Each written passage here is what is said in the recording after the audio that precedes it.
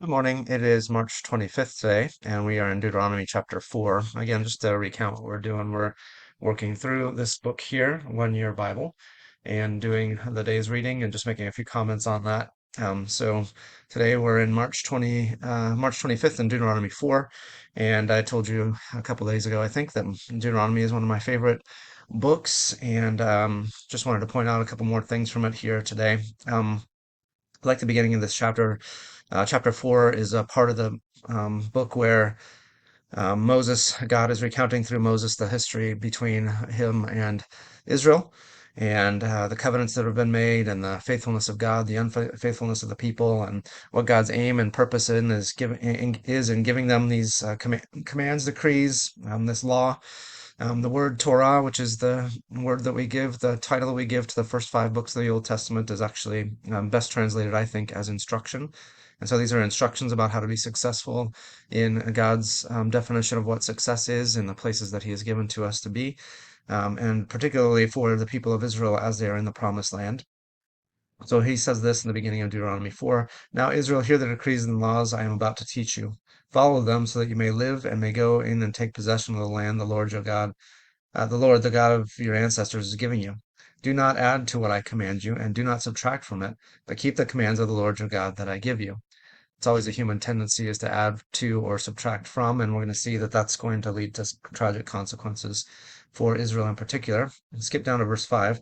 See, I have taught you decrees and laws, so the Lord my God commanded me, so that you may follow them in the land you are entering to take possession of it.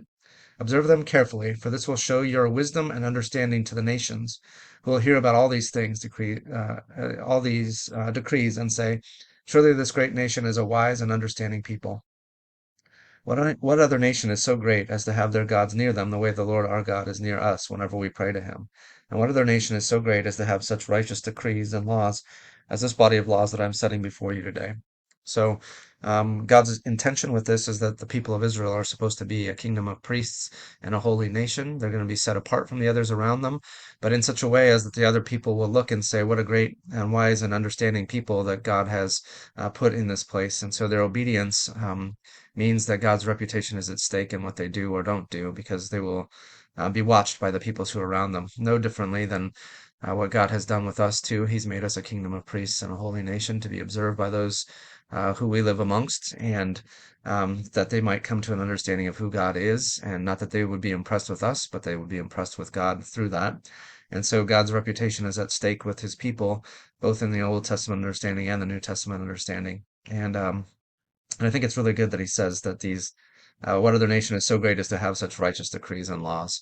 And we look at them sometimes and say that they're a burden or they're hard to understand, but they're a great help to the people to know how to be successful as God determines success. They don't have to guess or wonder what they're supposed to do to please their God. God makes it very clear to them and by giving these laws and these principles behind the laws. So again, I love this section of Deuteronomy. I hope you'll enjoy it as you read through it too.